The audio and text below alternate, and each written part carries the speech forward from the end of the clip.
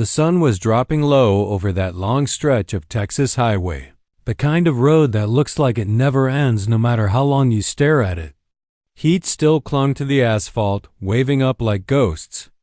That's where she stood, right there at the crossroads of nowhere, with a busted car, a dead phone, and a heart that had been cracked clean in half for over a year. She didn't look like she belonged out there. Black dress, dust on the hem, shoes worn thin like she'd been walking way farther than she ever planned. Folks might have guessed she was headed to a funeral, but truth was, she'd already been to the worst one of her life. A year ago, they lowered her husband into the ground after an oil field rig went up in flames. One phone call, one knock at the door. That was all it took to wreck everything she knew. Since then, she'd been drifting. No map, no real destination. Just keeping her foot on the gas until the memories got too loud, then moving on again. Cheap motels, gas station coffee, towns where nobody knew her name or asked questions she didn't have the strength to answer. She told herself she liked it that way. Truth was, she just didn't know how to stand still anymore. The car finally gave out like it couldn't carry her grief another mile. Engine overheated. Smoke rolling out the hood like it was saying, "I'm done, lady." She slammed the door harder than she meant to and leaned back against the frame, breathing heavy, feeling that familiar pressure in her chest. Not panic, just exhaustion. The bone-deep kind that don't go away with sleep. Cars flew past, kicking up dust, nobody slowing down. She didn't wave, didn't stick out her thumb, didn't ask the universe for help. She'd learned the hard way that asking usually led to disappointment. So she just stood there, eyes on the horizon, wondering how the hell she ended up so far from the life she used to have. She thought about her husband then, how he used to say she got lost even in grocery store parking lots. How he'd laugh, grab her hand, and say, "Come in, I got you." That memory hit hard, like a punch she never saw coming. Her throat tightened. She swallowed it down. Crying out here wouldn't fix a damn thing.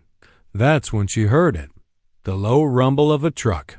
Slowing down, she didn't turn right away. Most folks who stopped usually wanted something: money, favors, gratitude she didn't have in her. But this truck didn't honk, didn't rev the engine, just rolled to a stop behind her like it was got all the time in the world. When she finally looked back, she saw a black ranch truck, dusty but solid. The door opened, and out stepped a man who looked like he belonged to the land itself. Tall, broad shoulders, worn boots, denim shirt rolled up at the sleeves. Not flashy, but not broke either. The kind of man who carried himself easy, like he knew who he was and didn't feel the need to prove it. He didn't crowd her, didn't stare, just tipped his head a little and asked, calm as could be, "You all right, ma'am?" That simple kindness nearly knocked her over. She opened her mouth to lie, say she was fine, say help was coming. But the truth spilled out instead, raw and quiet. "I'm lost." She didn't mean the road. She meant everything. The word hung there between M, heavy as the heat. He studied her for a second, eyes soft, like he could see straight through the tough shell she'd been wearing since the funeral. Then he said something she never expected. "Then follow me home." Not pity, not pressure, just an offer. Steady and sure, and right there on that empty highway with nothing left to lose. She felt it, the tiniest spark of something she hadn't felt in a long damn time. Maybe. She wasn't done yet. Asterisk, she stared at him like he'd just spoken a foreign language. "Follow me home." Folks didn't say things like that anymore, not without wanting something in return. Ride? Sure. Directions? Maybe. But home? That word carried weight. It meant walls, history, safety, and risk. A whole lot of risk. Her first instinct was to laugh it off. Second was to bolt. Mama always said trust was expensive, and she'd already paid more than her fair share. Still, there was something about the way he said it, no rush, no sales pitch, that made her pause. He wasn't leaning in her space or looking her up and down. He just stood there, hands hooked in his belt, like this was the most natural thing in the world. Why? She asked, squinting against the sun. He shrugged, easy. 'Cause you look like you could use a place that ain't going nowhere. That hit closer than she liked. She glanced at the truck again, then back at him. Close up, she noticed the detailed sun lines at the corners of his eyes, a faint scar on his knuckle, an old leather wallet clipped to his belt. Not some drifter. Not some slick talker either. More like a man who'd built himself piece by piece and wasn't about to waste words. She climbed in, telling herself it was temporary. One ride, one night. That's it. The inside of the truck smelled like leather and dust with a hint of coffee. Country music played low, not loud enough to push conversation. He drove steady, one hand on the wheel, the other resting like he trusted the road to behave. After a few miles, she noticed the land changing. Fences stretching farther. Gates with iron brands welded into them. This wasn't just property, this was territory. You live out here alone? She asked. Most days, he said. Got folks on the ranch. Just not in my house. Something about that felt honest in a lonely way. It didn't take long for the truth to start showing itself. The driveway went on forever, lined with oak trees older than regret. The house came into view big, sure, but not flashy. Stone and wood, built to last, not to impress. She'd seen mansions before. This wasn't that. This was a home made by someone who planned on staying. That's when she realized this man wasn't just a cowboy playing dress-up. Turns out, he owned the land as far as the eye could see. Cattle, oil leases, wind contracts, investments stacked up like poker chips he never bothered to brag about. Self-made.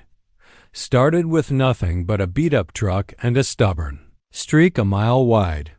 Folks in town called him a millionaire, but he sure as hell didn't act like it. No gold chains. No shiny boots. Just dust, denim, and discipline. She found out by accident, overhearing a ranch hand call him sir with a little extra respect. He waved it off like it didn't matter. To him, money was just another tool, useful, but not worth worshiping. What got her wasn't the wealth. It was the way he treated people. Same tone with her as he used with the hands. Same calm, same respect. No pity in his eyes. No expectations either. That night, he showed her to a guest room, clean and simple. Fresh towels folded neat. A glass of water on the knit stand. He didn't linger. Didn't ask questions. Just said, kitchen's open if you get hungry. I'm up before sunrise. Before he shut the door, she stopped him. You always pick up strangers? He smiled a little, like he'd heard that one before. Only the ones who look like they've been strong too long. That line wrecked her more than she expected. Alone in that quiet room, she sat on the edge of the bed and let it sink in. This man had everything: money, land, power, yet lived like he didn't owe the world a damn thing. And somehow, that made him safer than anyone she'd met in a long time. Out there in the dark, coyotes howled, and the ranch breathed around her like it was alive. For the first time in over a year, she didn't feel like she was running. She didn't know it yet. But this cowboy, this millionaire in dusty boots, was about to change the course of her life, and he didn't even try. Morning came slow and golden, the kind of sunrise that don't rush nobody. Light slid through the window and warmed her face, and for a second, just one sweet second, she forgot where she was. No motel hum. No traffic noise. Just birds' distant hooves, and the low creak of wood settling like the place itself was stretching awake. She sat up, heart jumping like she'd overslept for something important. Then it hit her. Ranch, stranger, cowboy with the calm eyes. Somehow, instead of panic, she felt steady. Weird as hell, but steady. She stepped out onto the porch barefoot, wood cool under her feet. The land rolled out forever pastures wrapped in morning mist, cattle moving slow like they knew nobody was rushing them, fences cutting clean lines through the earth. This place didn't just exist. It breathed. Like it had lungs and a heartbeat and a whole lot of patience. He was already up, of course. She spotted him near the barn, sleeves rolled, talking low to a horse while checking a cinch. No audience. No show. Just work that needed doing. That's when she realized something important. This ranch didn't own him. He belonged to a dot. She wandered down, feeling out of place in her borrowed shirt and tangled hair. One of the ranch hands tipped his hat at her, friendly but not nosy. Nobody stared. Nobody whispered. They treated her like she was supposed to be there, and that small thing loosened a knot in her chest she didn't know she'd been carrying. Breakfast was simple. Coffee strong enough to wake the dead. Eggs, bacon, biscuits still warm. He slid a plate her way without saying much. No pressure to talk. No, so what's your story? She appreciated that more than he could know. After eating, she followed him around the place. Not 'cause he asked, 'cause she wanted to. He showed her the fence line, the creek that ran low in summer, the oak tree that got struck by lightning and somehow kept standing. Every corner of that land told a story about surviving. About taking hits and staying upright anyway. It felt familiar. Too familiar. The quiet was the loudest part. No sirens. No TV. Just wind and animals and space to think. That should have scared her. Instead, it wrapped around her like a worn-in jacket. She caught herself breathing deeper than she had in months.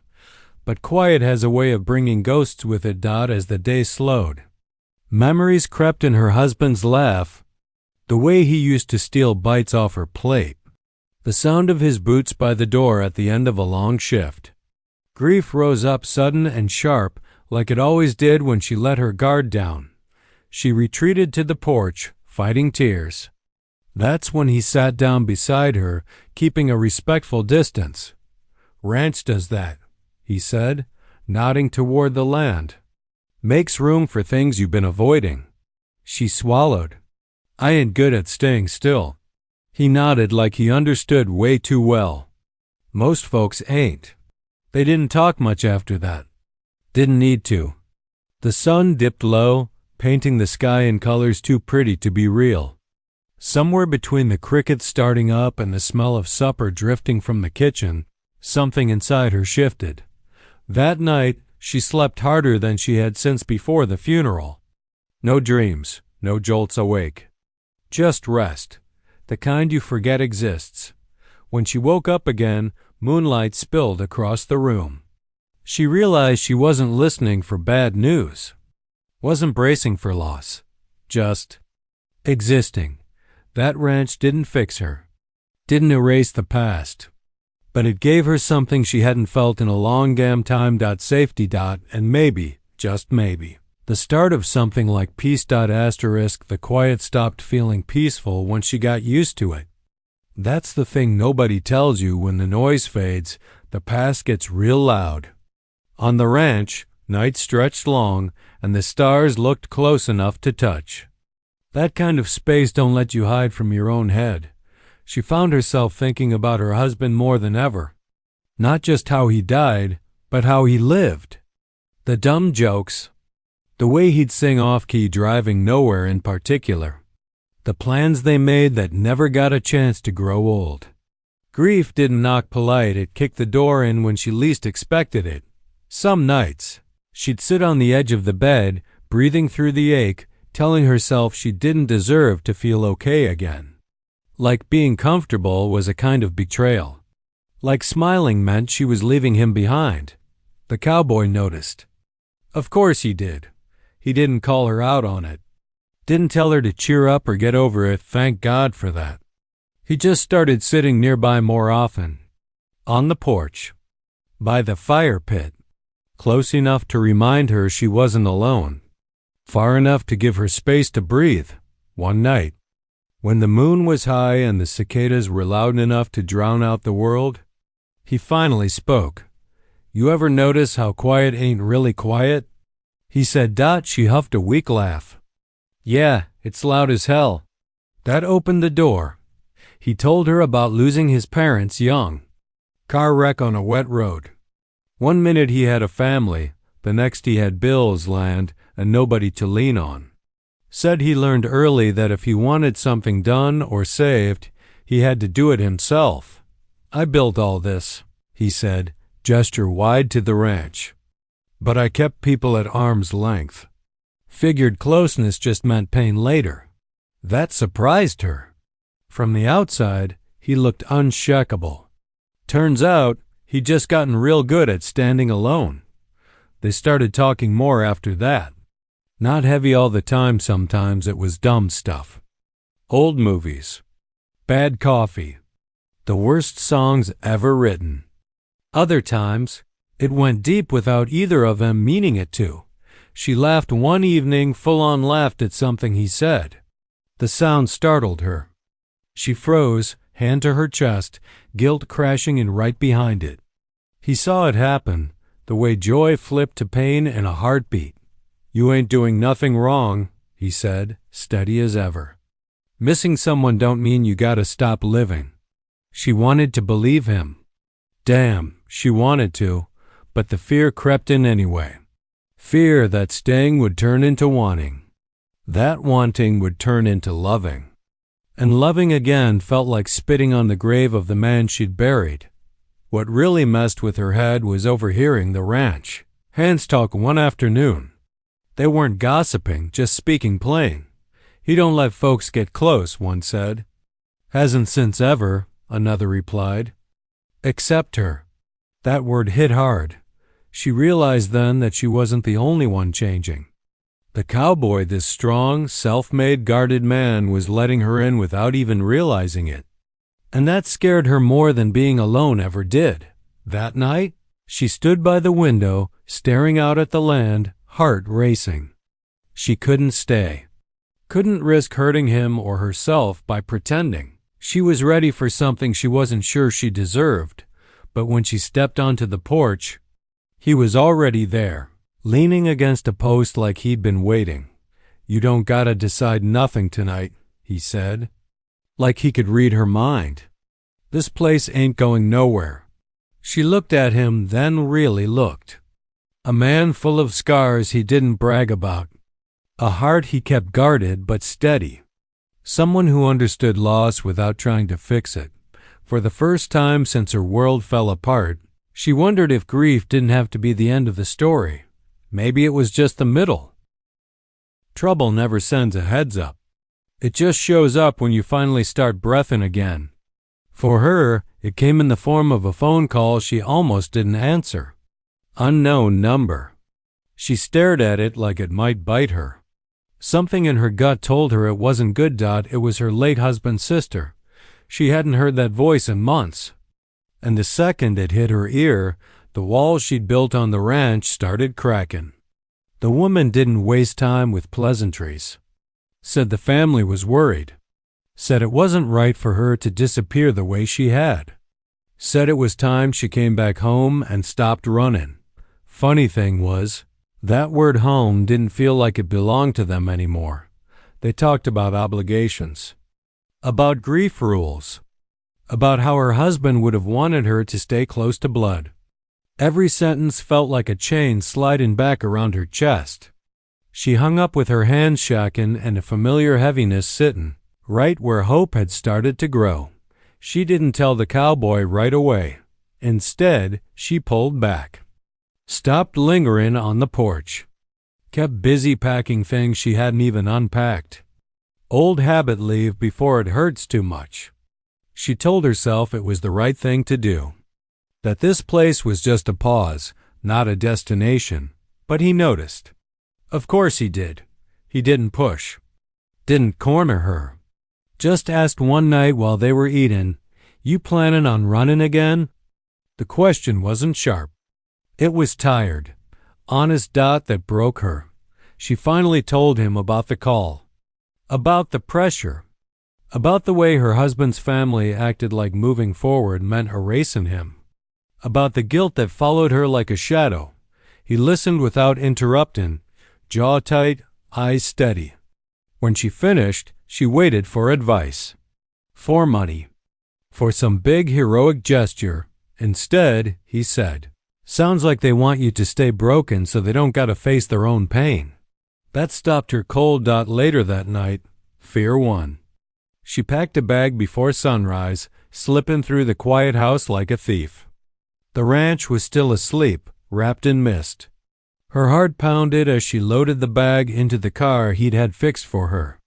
She left a note, short, apologetic, full of words that didn't say a damn thing. She was halfway down the drive when headlights cut through the fog. He'd followed her. He didn't yell, didn't beg, just pulled alongside and rolled down the window. "You don't gotta go like this." Tears spilled then, ugly and fast.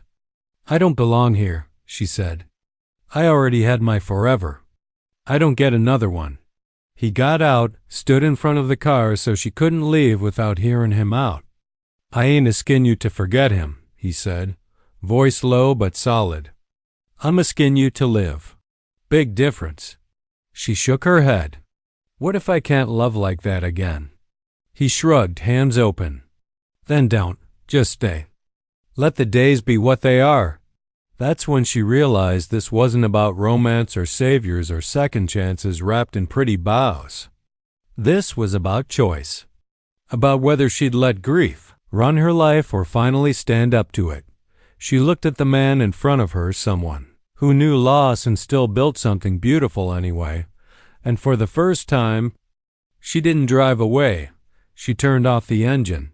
The past might have knocked, but she didn't have to answer the door. Asterisk stay-in didn't feel like fireworks. It felt like a deep breath she didn't know she'd been holding for years. When she turned off that engine and stepped out of the car, there wasn't a big speech or dramatic kiss. Just the two of them standing in the early morning light, dust floating around like the world had hit pause. He nodded once, like he respected the hell out of her choice. From that day on, things didn't magically fix themselves, but they got real. She stopped thinking in terms of running or hiding. Started thinking in terms of next. Next morning. Next meal. Next fence that needed mending.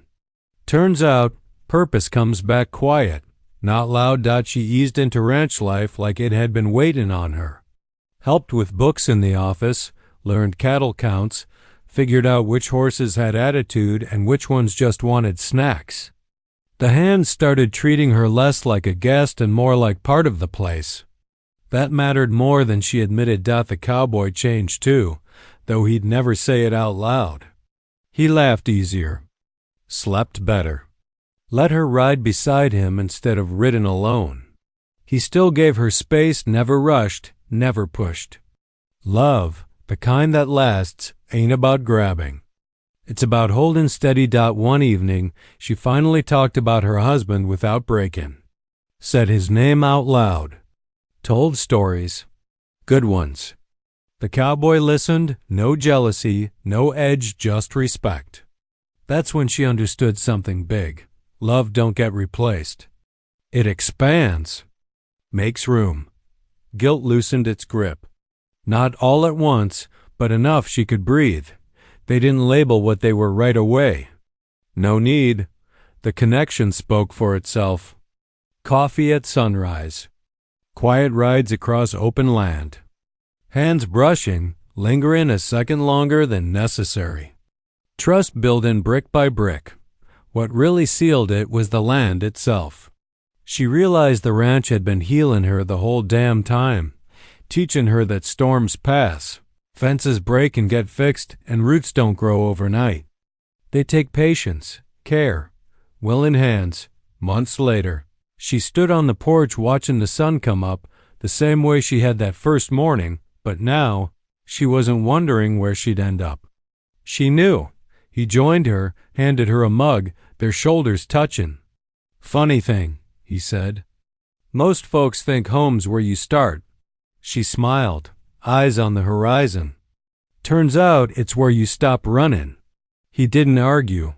The widow who once whispered she was lost wasn't lost anymore. She was found not by a man, not by money, but by courage. The courage to live again. To love again. To build something new without tearing down what came before. As the sun climbed higher and the ranch came alive, she understood the truth clear as day. Sometimes the right man don't save you. He just walks beside you. Until you realize you've already made it home.